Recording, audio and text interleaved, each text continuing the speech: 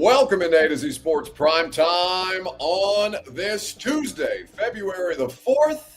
We are very pleased to have you in for another episode of the Primetime program. We are going to talk about something DeAndre Hopkins said at Super Bowl Media Night last night pertaining to the Titans. Now, the headline was, for most people, DeAndre Hopkins talking about losing his love of football whilst playing for this year's Tennessee Titans team, which is, an indictment unto itself. But there was something in there more relevant to Titans fans that I think is worth paying attention to about what they need to look for in their team moving forward under this current coaching staff headed by Brian Callahan. So we'll get into the critical flaw that I think Hopkins is at least helping to point out some indicators that are worth paying attention to, because it's not just Hopkins. There's some comments from Calvin Ridley. There's the situation with Will Levis that I think speak to at least some lessons that you hope Brian Callahan learns from his rookie season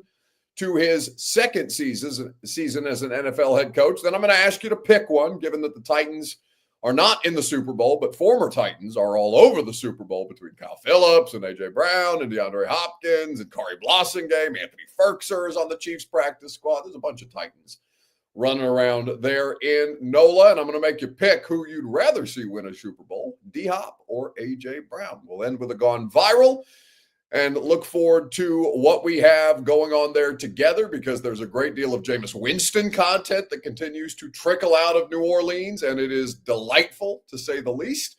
We will get into all of these things together and talk about the Titans and the critical flaw that I do believe DeAndre Hopkins is at least helping direct more attention to with some of his comments yesterday at Media Night. Before we get started, I need you guys to share the broadcast around Facebook, YouTube, Twitter, Twitch, wherever you are spending your time with us. We appreciate when you spend your time with us. We do not take it for granted. We also appreciate you even more, if that was ever possible for me to appreciate you even more than I already appreciate you. We need you to share this show on Facebook, YouTube, Twitter, and on Twitch. Retweet it on Twitter. Share now to public in the bottom left-hand corner of your screen on Facebook. You can like the video and subscribe to the channel on YouTube or Twitch while you're there. And once you've done that, more of you guys will trickle in here, and we'll get started talking about what DeAndre Hopkins had to say about the Titans and the path that now sees him competing for a Super Bowl championship, while previously having been on what would end up being a 3-14 team.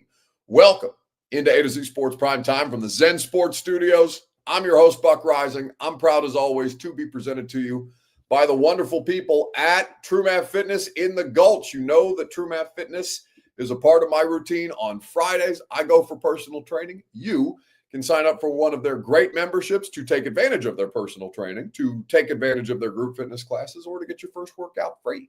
As a Middle Tennessee resident, TrueMathFitness.com for more details. Zen Sports, where you can bet on the big game and where betting just gets better. ZenSports.com, promo code ATOZTN gets you in on all the action. By the Bart Durham Injury Law Group, you deserve to be paid. Start that process to getting your fair compensation today at BartDurham.com. And by Two Rivers Ford, the South's most trusted Ford dealer, where, if I'm not mistaken, they have an incredible offer going on between now and February 12th that I'm going to tell you more about a little later on in the program. But what you need to know is that TwoRiversFord.com can get you in the best vehicle possible for your family's budget or your needs. So there's a lot of different things that went wrong with the 2024 Tennessee Titans. And at some point, here's what I'm going to tell you, okay? At some point, I'm going to move on from talking about the 2024 Tennessee Titans. I know that it has been exhausting for you guys to not only put up with losing football, but for a lot of you, put up with people like me who have just been constantly on your football team's neck for how poorly they performed on a variety of different fronts this year. Now, some of you, maybe you're okay with it because you acknowledge you're realist, right? You look at the situation for Tennessee and you say, well, there's nothing that they've done that would give them any level of benefit of the doubt based on what their performance has been. And there were certain moments in time throughout the course of the season. There were few and far between because of, again, only 3 wins on a last place schedule and a second consecutive finish in last place in what is arguably the worst division in football. They don't deserve benefit of the doubt on very much, but it's become their football season. We're still in the 2024 football season, crazy as that may be, because most teams, or a lot of teams, their regular season has been done for a month at this point in time. But what's worse about the Titans season in particular, en route to being the worst team in the league and picking number 1 overall in the NFL draft, their season was basically done in October. So we had a conversation today on the radio show to the effect of talking about the Super Bowl. And I saw, and it was just one person that commented, and I don't know how reflective this is of most of you, or if this is reflective of most of you, or a majority or a minority, whatever the case may be. It may just be this one person's opinion, but it caught my attention because it said something to the effect, and I'm paraphrasing here, of I've never been less interested in a Super Bowl and ready for a season to be over. And I thought about that for a second, and there's, certainly some level of Chiefs fatigue. And, okay, you got a rematch of the Super Bowl. There's arguably the 2 best teams in the NFL. So I think not a lot of people would quibble with the matchup that you ended up getting, even if you've got brand fatigue. And, yeah, you don't care about the Super Bowl the week leading up to the Super Bowl the way that people like me have to. You just care about, all right, I'm going to go over to somebody's house, or I'm going to host a Super Bowl party. I'm going to eat a bunch of food, and I'm going to watch a football game. And by the time we get to the football game, then I'll care about this particular Super Bowl matchup. But the week leading up, I understand why you just kind of be like, yeah, you know what? It's whatever. We'll talk about the Chiefs and the Eagles when we get to the actual Chiefs and the Eagles game. And then I also thought about that coming from Titans fans and how exhausting this football team and this football season have been for the better part of 6-7 months. And that what's the word that I'm looking for? That emotion that one person submitted today on the radio show, coupled with this DeAndre Hopkins quotes that I'm getting ready to read for you. I would play you the video, but the audio is very, very difficult to hear. It's not Nick Sess's fault. They just didn't have the proper audio equipment to be able to pick up the sound effectively, and it's just much easier for me to read you the quotes.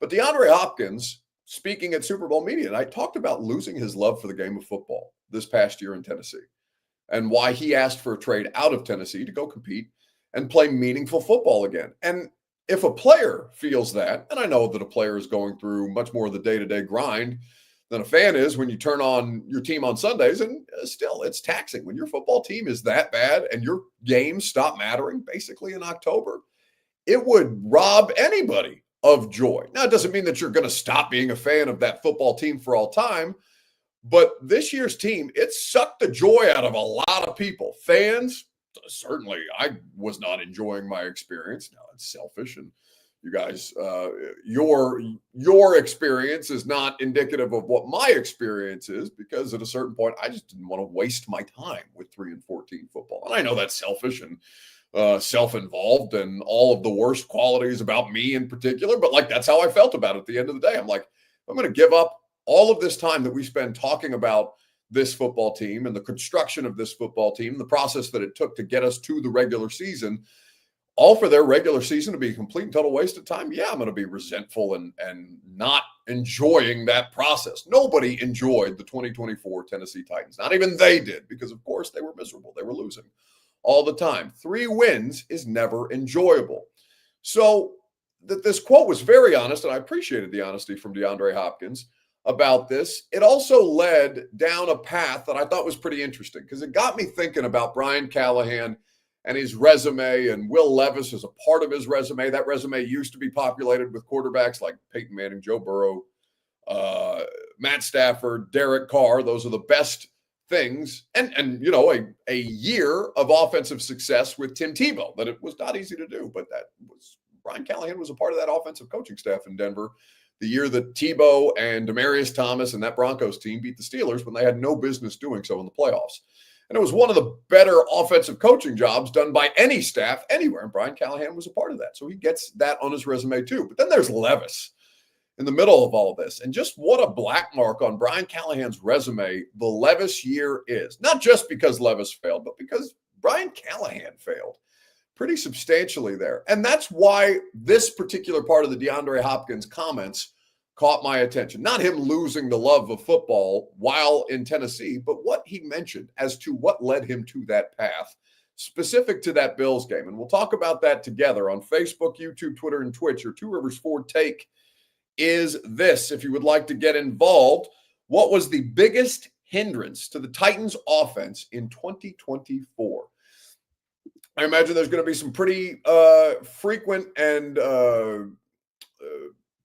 I would imagine that there would be a high volume of submissions for Will Levis, and that is not something that I would begrudge you. That is not something that I would disagree with you on, but I think that there is a lot more blame to be distributed here than just Will Levis, even though Will Levis was the primary source of the issue. But what was the biggest hindrance to the Titans offense in 2024? We'll talk about it together right after I remind you that your Two Rivers Ford take is made possible by Two Rivers Ford, the South's most trusted Ford dealer. Two Rivers Ford in Mount Juliet or online at tworiversford.com. And listen to this great offer that Two Rivers just sent me to share with you today about the 2024 model year sell down event. It's good for 1 week only with cashback incentives that you haven't seen in decades. Through February 12th, you can get $10,000 cash back on the 2024 Ford Edge, $9,000 cash back on all 2024 Expeditions, plus huge cash savings on Broncos and Escapes. It's a rare, limited time sell down event, so get to Two Rivers Ford while inventory lasts and put a Ford in your driveway today. That's tworiversford.com for more information. What was the biggest hindrance to the Titans offense in 2024? That's the question that we are currently debating. Now, instead of playing you the audio, like I said, playing you the video of DeAndre Hopkins, I'm just going to read from the DeAndre Hopkins transcript myself, because I think, to hear Hop say it in his own voice, it matters, and perhaps it'll give it different context. But this was a really difficult season for Titans fans to go through, and any information that you can gain about why things went so badly and who needs to correct themselves the most heading into 2025 so that this never happens again. I mean, it's going to happen again. Teams cycle through this process of being meaningfully competitive and then being terrible for a period of time. But this was beyond terrible. This was non-competitive in a league that's built successfully for parity. There was a lot of bad football teams this year, but none that were getting their asses kicked as often as this team was en route to being the worst team in professional football. So DeAndre Hopkins, his last game is that 34-10 loss to the Bills. Last game for the Titans, that 34-10 loss at Buffalo on October 20th. And the team is non-competitive. The offense is floundering.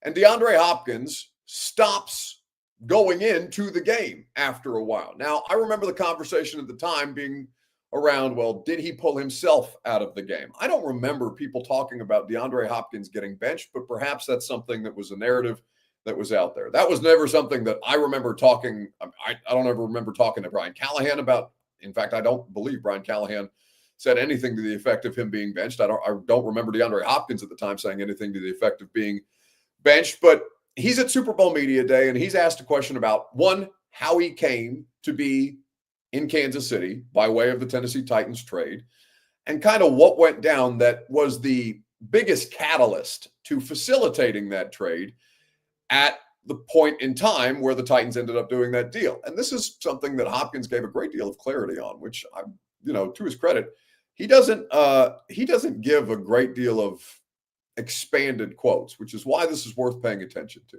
I didn't get benched. This is from Hopkins. That's the first time in my career where I was like, man, I don't belong out here on this field right now.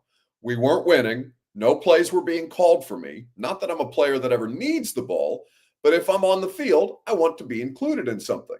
I was like, I'm almost losing the love for this game being in this situation. I could talk to Rand like that because he understands me. Rand Carthon, the general manager at the time. He was like, I see that in your eyes, that this isn't the place that you might want to be. We had that tough conversation. The next day, I was traded. My mama always taught me, have faith. I feel like that's what I've done throughout 12 years. I've never complained. I've never doubted myself. Always knew my abilities, even when people were like, DeAndre, you are washed. You can't go out and make those plays. I went in big games and made those catches. And, in his second game for the Chiefs this year, he had 8 catches, 92 yards, 2 touchdowns. He was great. Now, he hasn't been nearly that productive since then, but he's still a quality player, even at an advanced age. And it was pretty jarring to hear a player like DeAndre Hopkins, who's been in the league for this long, who could only survive in this league this long, if he truly loved what he did, say that the Tennessee Titans, the direction that they were heading, was causing him to lose his love of the sport. And that he pulled himself out in that particular moment. Now, you can have your complaints with DeAndre Hopkins taking that liberty, essentially, by saying, yeah, you know what? Enough is enough. I can't do this at this point in time. I can't continue to go out there for a team that's going absolutely nowhere. And he's not, this is not his word specifically, but you understand the sentiment, because the Titans, everybody knew on October the 20th, their season was well over. And that's crazy, because it's only the third week in October at that point in time. Like, nobody should be dead in the water in the third week in October. And this particular team was at this point. So the love of the MB says that's so awesome that he said that and was so honest. I agree, man. And I know that that's a lot of times it doesn't benefit guys to speak that honestly, but it almost reminds me, and you guys may not have seen these comments, but I so appreciated that moment of honesty and transparency from Hopkins, because it's just like, let's just get to the point and talk about it, like whatever. And I get that some teams are not comfortable with headlines and that talking doesn't win football games or anything like that, but just trying to get to the root of a problem, just let's talk about it in an honest forum if it doesn't hurt anything. And DeAndre Hopkins saying this doesn't hurt anything inherently. Now, he's not on the Titans anymore, so he's more at liberty to speak freely. But still, it reminded me of Greg Olsen. For those of you who've been paying attention to the Tom Brady Fox Sports broadcast experience, if you've paid attention to that at all, you know that Greg Olsen for 2 years was on the #1 Fox broadcast team. And he was the best analyst anywhere on any of the networks. He was better than Tony Romo. He was better than Troy Aikman.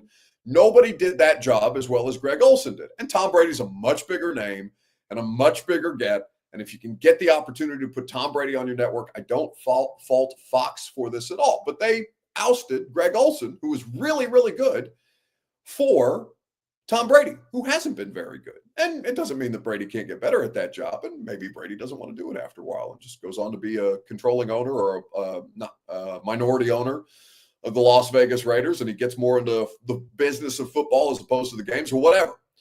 But Greg Olsen recently did a round of interviews, pre-Super Bowl interviews, about what it's been like to not call those games. And he was very, very honest about it. He goes, yeah, it honestly bothers me. It's very uncomfortable. You're living vicariously through these games. You know that you can do this job better than anybody. And again, I'm paraphrasing here, but essentially said, yeah, it's not, I've not enjoyed it. And it would be very easy for him to defer to the shit that plenty of people say, but very rarely do they actually mean like, oh, I'm just happy for Tom, I'm just rooting for Tom's success, all these other things. And maybe it's a little uncomfortable for Brady, for essentially a backup quarterback, to be saying, yeah, I don't like the fact that this guy's got my job and I was better at that job than this guy is, in not so many words. And he wasn't as aggressive as I just indicated, but that's basically the message that he was trying to convey. And I just appreciated that from Greg Olsen. Just like, why beat around the bush? Like, tell us how you feel about these situations. Don't sugarcoat it. That doesn't help anybody. It's not going to help Tom Brady get better. Tom Brady's used to competition. Greg Olsen is a competitor. That is something that stood out. And Hopkins, those kind of moments are so rare, but it just saves so much time of trying to work around whatever the hidden meaning of these things is, where you can just give an honest answer and we can all move on together at this point. Bork says, didn't Brady sign a multi-year contract to do TV commentary? Can he just break it? Yeah, Tom Brady can get out of whatever he wants. These contracts are binding to an extent, and maybe, but that money hasn't been paid out. It's not like Tom Brady is locked in to a 10-year Fox deal. He can do what he wants at this point in time. Fox has given him that level of liberty. And again, not to make this about Brady and Greg Olsen, but like, I just appreciated that honesty from DeAndre Hopkins. But the thing that caught my attention most was this, and I'm going to tell you what that is here in just a second, right after I remind you that the Primetime program is made possible by the Ashton Real Estate Group of RE/MAX Advantage. Go to GaryAshton.com, get the dream address without the stress, get the intel edge you need to succeed with the official real estate agent of the Nashville Predators. That's Gary Ashton. Okay, so the thing that stood out to me about the Hopkins quote was a very small portion of this, but it's a meaningful one because it's one comment in a series of events that was very confusing to me about the Brian Callahan experience. And let me say this on the front end. I think that Brian Callahan is a very intelligent person. I think that he's a very smart football mind. I don't think he was a good NFL head coach this year. And I wasn't necessarily, I definitely said that they should clean house because I thought that you could get anybody to go 3-14 and that this year was a particular level of embarrassment that I didn't think meant you owed anything to Brian Callahan or Rand Carthon or any of these people that they should deserve to keep their jobs. But the only person that lost their job was Rand Carthon. And maybe they'll end up being right for it. Maybe they won't. We have no idea. It's very, very early in this process, and it'll be October before we can determine, again, whether their season matters at that point or not. But Brian Callahan did not do a good job as a first-year head coach. Does that mean that he will be a bad coach forever? No. In fact, I believe him to be more than capable of learning the difficult lessons that a year like this can teach you, of being able to adapt and adjust and to improve upon those things. And, perhaps it'll be a markedly different experience. You would hope that if you're a Titans fan, because it was unacceptable, the product that the team that he coached put out on the field last year. And Will Levis will get a great degree of blame for that. He should get a great degree of blame for that. It was a problem. But let's start there with Levis before we get to this Hopkins comment that I thought was interesting. Let's start with Levis. Will Levis, quarterback Will Levis, playing under a coach that has cited and is regarded highly for his ability to improve and maximize the quarterback position, to coach, to identify the traits, to coach the position, and to maximize the position. That's Brian Callahan's biggest asset as an NFL head coach, or at least it was the biggest selling point for Brian Callahan as an NFL head coach. And he'd been around successful quarterbacks, and he's not nobody's stupid enough to think that Brian Callahan is solely responsible for Joe Burrow's success or Peyton Manning's success or Matt Stafford or Derek Carr, any of these quarterbacks that he's worked with previously. But you can acknowledge that, yeah, he was on the offensive coaching staff. All of these people that have been in his past respect his football acumen, and they have all experienced some level of success while working with him until Levis. The Levis drop-off, it's not like he was any kind of a great player in his rookie season.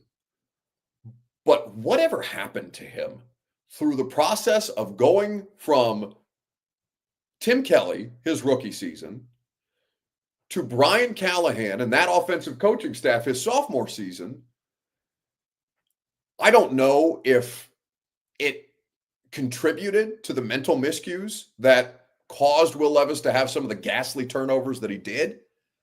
But this was a player that was never comfortable in this system,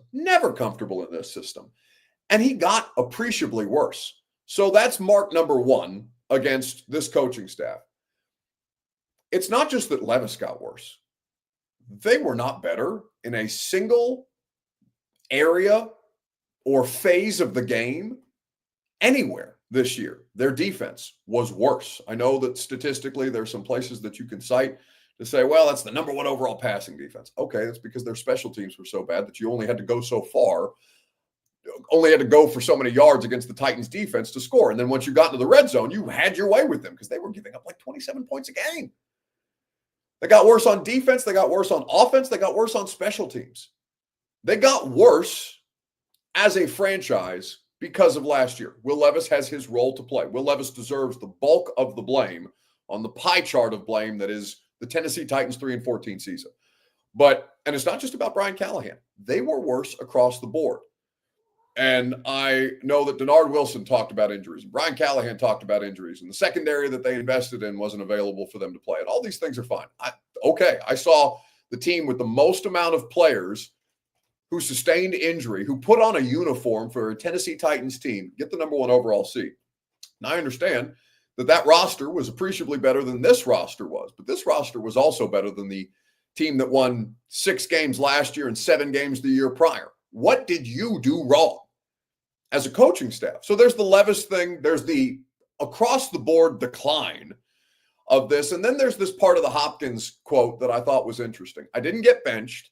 That's the first time in my career where I was like, man, I don't belong out here on this field right now. We weren't winning. This is the piece that stuck out to me. No plays were being called for me. Not that I'm a player that ever needs the ball, but if I'm on the field, I want to be included in something. This is a player who had 1,000 yards receiving last year, who led the team in touchdowns, who was their best offensive player, not named Derrick Henry. And yeah, Derrick Henry makes life a lot easier on everybody involved, and they didn't have a Derrick Henry presence, but Tony Pollard, a fine running back. You had some ability to take some pressure off the rushing attack if you were interested in distributing the ball.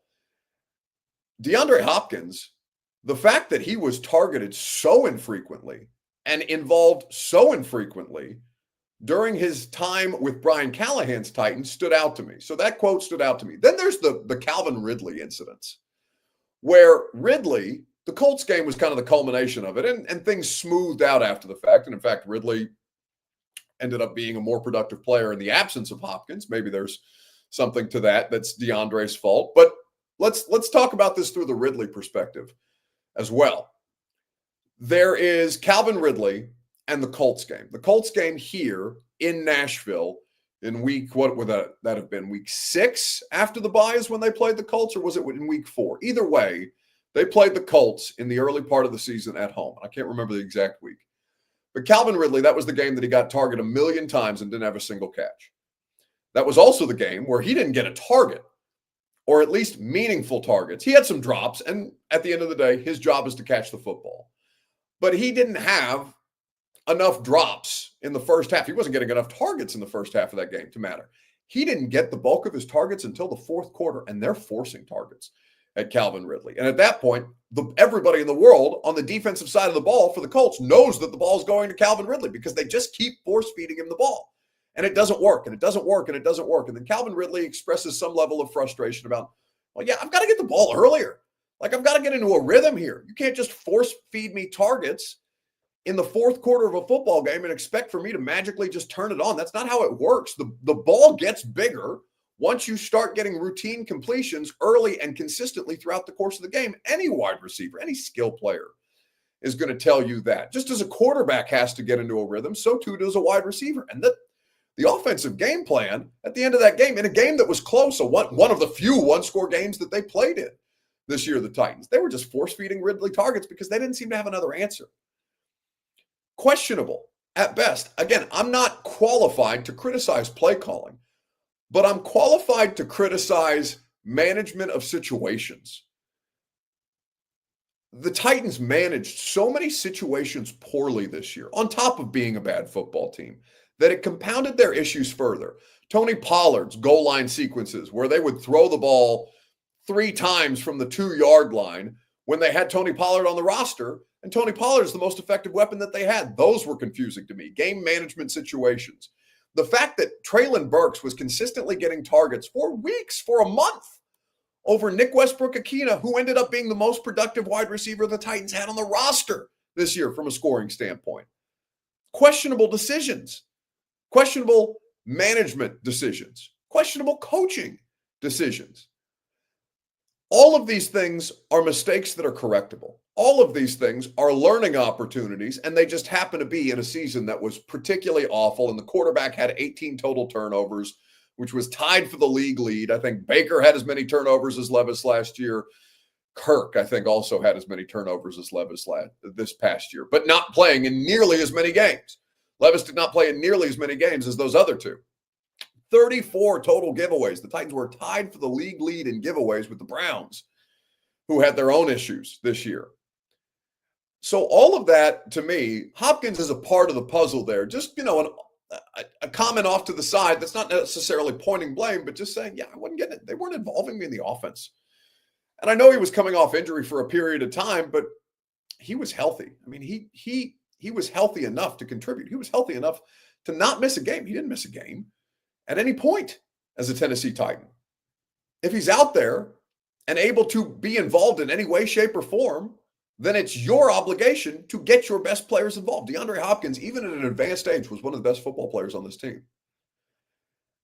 And these are things that inform how you formulate your opinion of Brian Callahan that give you kind of things. All right, this is what happened last year. How are you going to do better this year? How are you going to make these improvements? How much simply gets better because the quarterback situation gets better? There are so many things that you could pinpoint this year that were sometimes due to player failure.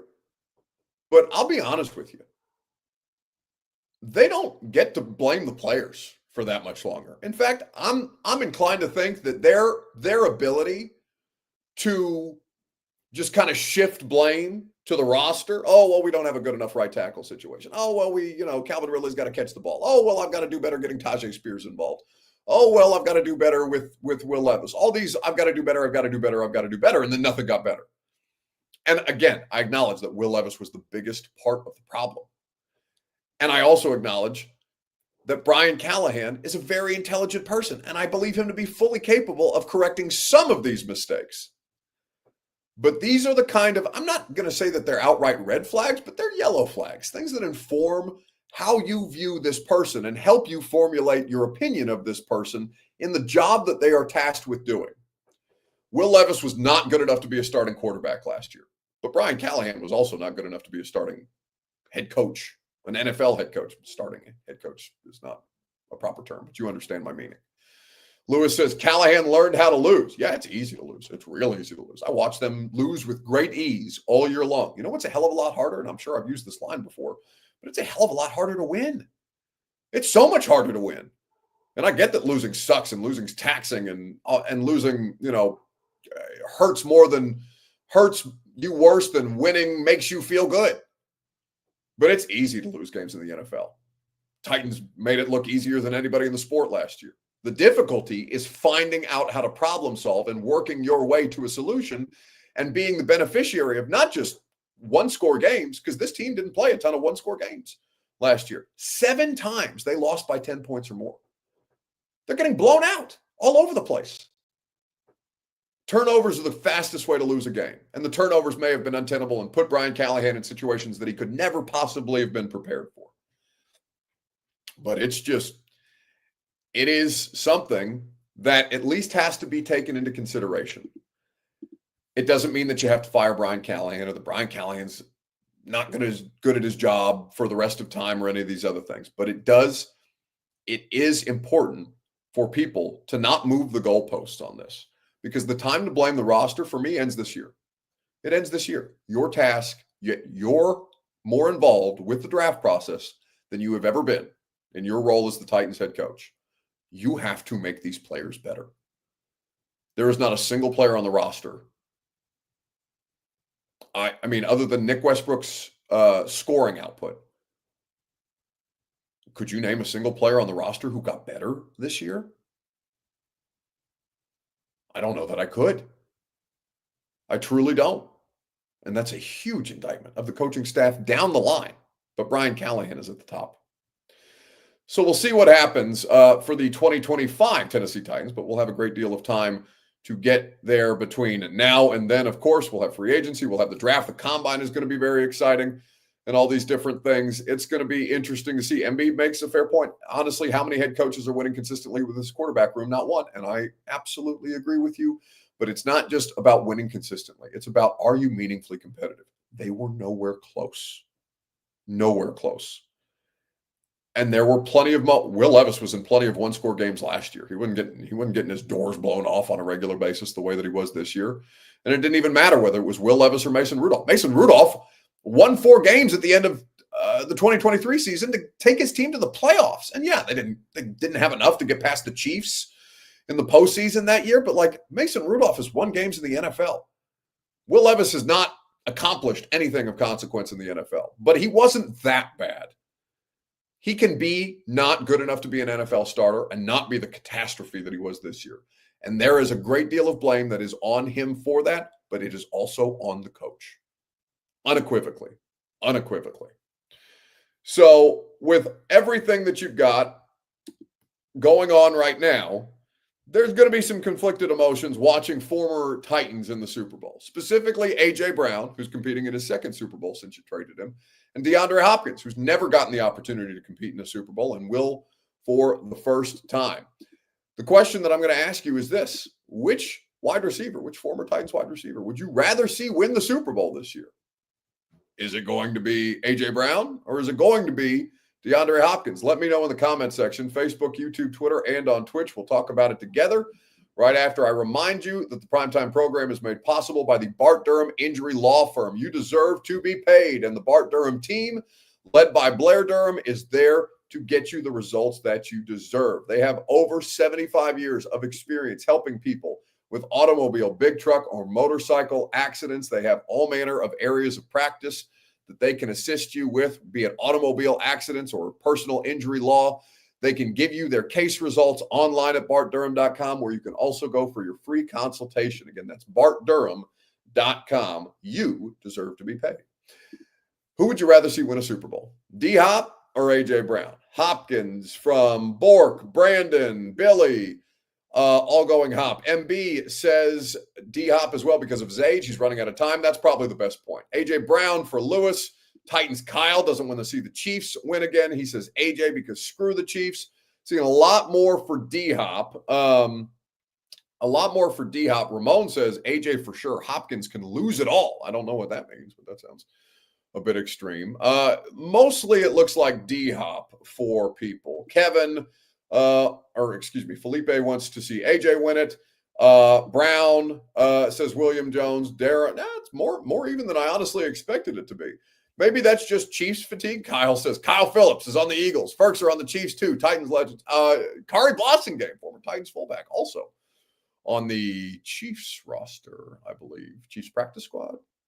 He's on one of their practice squads. Either way, he's on a Super Bowl team at this point in time, and he may well end up with a ring. But the player that I would want to see DeAndre Hopkins win because it's close to the end of his career. And I don't know how much longer Hop's going to want to do this. And this is the final game of his current contract. Perhaps he signs another deal. If he wins a ring, perhaps he rides off into the sunset.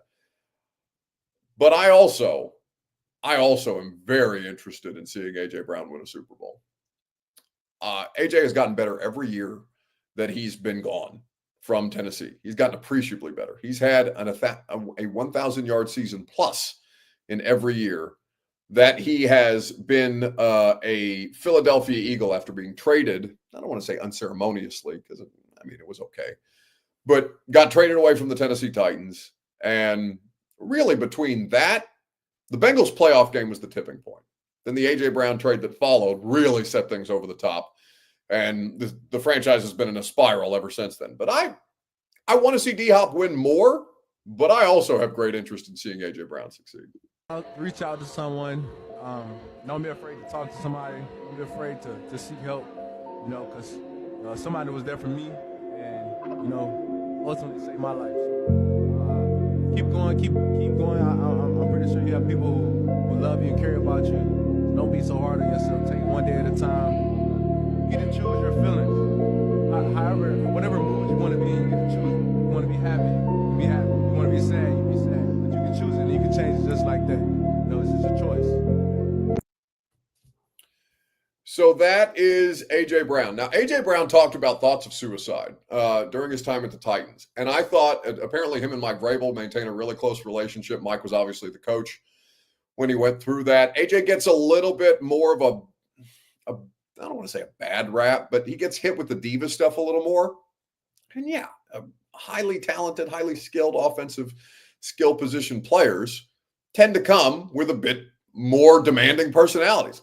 DeAndre Hopkins is a demanding personality, even if he's more low-key about it. AJ, much more upfront about that. But I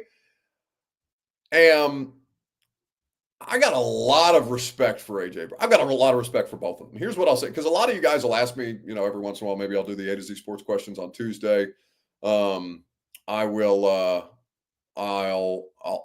answer questions on primetime. I'll answer questions on the radio show from time to time. A question that I get, a couple times a year, it feels like, is who's your favorite Titan that you've covered?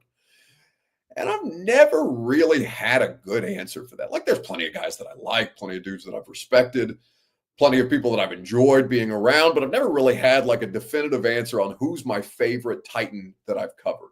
The answer is DeAndre Hopkins. For what he's accomplished on the field, but also the person that he is, because he's a very, very layered human being.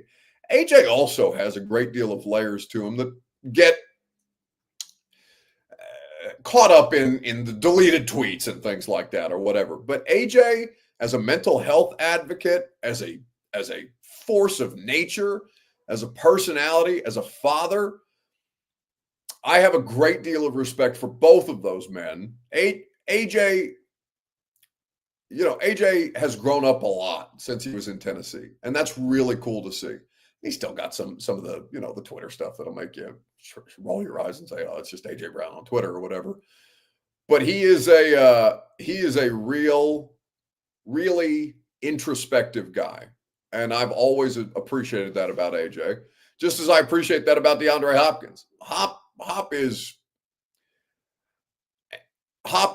probably, I think it's DeAndre Hopkins by a considerable margin. My favorite Titans player that I've ever covered. I don't know, he wasn't here very long, and the Titans didn't do much while he was here, but still, just getting to know that guy a little bit, how much he cares about the city of Nashville, how much he's going to continue to do good work in the city of Nashville beyond his playing career here. I've really enjoyed it at this point. Ty Smith says, Big Jeff, my favorite Titan to cover. I thoroughly enjoy Jeff. Jeff, honestly, the best thing that I could say about Jeff Simmons is that he has stood there and had to answer questions about how bad this football team sucks for 3 straight years. Jeff has been one of the biggest voices that people want to hear from. And to his credit, maybe he gets frustrated at times. Obviously, he and I had the exchange over the summer, and we've since made good on that, and we understand both of one another's perspectives. And, obviously, accountability for losing is not enough. At a certain point, you want to see him win football games and change games and do the things that Jeff Simmons is compensated to do, all these different things. But, there is something to the respect of you are going to have to be the person who answers for this primarily again. And he did it each and every week, 4 days a week, 3 days in the locker room during practice, after games on Sundays. Jeff was always really good about that, and I do appreciate him for that at this point. Major Key says, I wouldn't be surprised if Jeff asked for a trade. He keeps saying that he wants to be here. So until such time as, he's doing the opposite of Myles Garrett. Myles Garrett is saying he wants out of Cleveland. I don't know. Maybe Jeff really genuinely wants to stay here. A lot of players want to finish their careers where they start them, but it almost never happens. And it may be that Jeff gets traded, even if Jeff doesn't want to get traded. That's also a possibility out there. It's not necessarily always up to the player, even if players have more input on these things than they ever have. So if you made me pick one, I'd pick Hopkins, but I would be happy for both of those individuals if they were able to win the Super Bowl. They're both quality human beings, and I've really enjoyed them during my time working with them over the course of the last 8 years at this point in time. So with everything that we've got, there's also one more item from Super Bowl week that we haven't talked about yet, and that's Jameis Winston. That is going to be the subject of our Gone Viral Facebook, YouTube, Twitter, and on Twitch. In the comment section is how you get involved. While you tell me what's the best thing you saw on the internet this week, I will tell you that Zen Sports is your best place to bet on the big game. Zen Sports, promo code ATOZTN. Terms and conditions do apply. Up to $100 on your no danger first wager with that promo code, and only with that promo code at Zen Sports. Gambling problem? Call 1-800-889-9789. Must be 21 plus and in the state of Tennessee to bet at Zen Sports. What's the best thing you saw on the internet this week, and why is it Jameis Winston? One more question, Saquon. One more question. In this free agency, man, I'm a free agent. I really don't got no job. Who should sign me in free agency? I think New York needs quarterback right now. New York? Who? Okay, brother. Thank you. Jameis Winston asking Saquon Barkley if he should play for the New York Giants next year. Fox has hired Jameis Winston as a digital media correspondent, and it has given us so much content in even 2 short days that Jameis Winston has been wandering the streets of New Orleans with a microphone in his hand. Hey, how you doing? I'm doing fine. How are you? Winston Fox correspondent. Cooper Manning, admirer of your new, you're a natural. You got a new side gig. So Cooper, they say that you're a man of many hats. Yeah. But this hat, I would say, has suited you the best. That you say it's the process of you choosing which hat to walk out the house I've got probably a couple huns, in there just laying around, advisors. I had kind of a king's hat, a throne, but I thought, Mardi Gras, drum major, bands, music, Super Bowl, party. Cooper, we know that you are from New Orleans, Louisiana, and we also know your background. We know Newman had no drum major, okay? What inspired you to want to grow up and be a drum major after going to Newman? Jameis, it's amazing. You could host a call-in show with no callers and no guests and no side guy, and you could talk forever. You have a gift of gab, my friend. Boy, Cooper, I learned from you. With those interviews that we used to have sitting on those couches. Yeah. Man, how many great interviews have we had sitting on couches? It was like therapy. It was like therapy. I'm not being from Idaho with some great people from Idaho. Obviously, Coach had a great career in Idaho at BYU. Is BYU in Idaho or Utah? Utah, Provo. Scratch that. Okay, Provo, Taysom Hill, I'm sorry. I like he's talking about Idaho. You from Idaho, Taysom, but I get them mixed up. I'm sorry. Well, it's okay to get mixed up. When you're on the mic, you can do no wrong. That's true. Is this live? I think it's going to be. Yes, live and local from the Superdome. Man, we know about this experience between your brother, Eli, and Peyton. Let's talk about that. And what are they calling this experience? Because if it doesn't have you in it, I don't think I really want to watch it. I was thinking the same thing, but I'm not allowed to say those things, and that's why I bring you in to the equation. What's it like kind of being on the dark side now? I mean, from being interviewed to now. Well, I mean, since I came out the room, I was on the dark side, but, one thing that I've always admired about this business is the chance we get to bring life into every situation, and I'm just grateful for you, man. Every time I've been around you, knowing the history of your brothers, I always knew that you were always going to be the funniest, you're always going to be the most stand-up, and you're always going to be the most chivalrous. Well, this was therapy in itself. I'm feeling better about myself. Off the couch, Jameis, the best. Thank you, pal. Potatoes. You're the best. Thank you. I've been on the dark side since I came out the womb. It's such a great off-the-cuff response. Jameis is going to be a media superstar in his career, and it's such a great decision by Fox to bring him in for some additional Super Bowl coverage. All right, so here's the deal. Because it is Super Bowl week, and we've got technically 2 more primetime shows to do this week, but I am going down to New Orleans for some meetings during Super Bowl week. And I'm going to do a little bit of content stuff, but primarily I've got some business things that I'm, going to, I don't know what the proper terminology is. Basically, there's no way for me to not sound like an asshole when I say this. My agent asked me if I was available to take some meetings this week at the Super Bowl, and I'm going to fly down there and take some meetings while I'm at the Super Bowl. And I'm very curious to see what comes of those. It doesn't mean that anything's happening or anything is, nothing's changing or anything like that. All that to say that I want to be honest with you guys, and I've talked to Austin and Zach about this, and I've talked to my bosses at the radio station about this, but I'm going to take 2 days off tomorrow and Thursday. So I'm not going to be on the radio show. I'm not going to be on primetime. Sam's going to do primetime. Lucas is going to do the radio show. And I'm going to fly down to New Orleans and take in the sights and sounds of Super Bowl week and see if I can learn some things, some pretty cool projects that I've been asked to at least consider, and some potential opportunities that I would certainly like to consider. And so perhaps I'll be able to share more about those things with you guys, and perhaps they will go nowhere. Perhaps it will mean nothing, and we'll continue on with our day-to-day as we do. But I want you guys to know that nothing is happening. Nothing is changing. Nobody's going anywhere other than I'm going to take the next 2 days off to go down to New Orleans to take some meetings with my agent, and then I'll be back and we'll do prime time on Sunday just as we always did. Now, there's a chance I'll be back on Thursday night in time to do prime time, but we're kind of keeping that fluid. So just wanted to let you guys know, and Sam will do a great job just as he usually does on Tuesdays, and Lucas will do a great job, even though don't tell him I said that, with the radio show on Wednesday and Thursday. And then I'll be back on Friday, and we'll do the 615 Sessions podcast, and maybe we'll even talk about what happened in New Orleans on the podcast, if you guys are interested in tuning in. So I'm excited about that. I will probably do a little bit of content, maybe a reel, maybe we'll talk some Titans, maybe I'll pop on an Instagram live. Who knows? Who knows what we'll do? But we'll be in New Orleans doing it, and I'm looking forward to it. Always enjoy the Super Bowl week parties. Certainly Super Bowl week parties in New Orleans are something that I wanted to be a part of. And everybody, all my employers were very courteous to give me some time on some short notice, because my agent was very,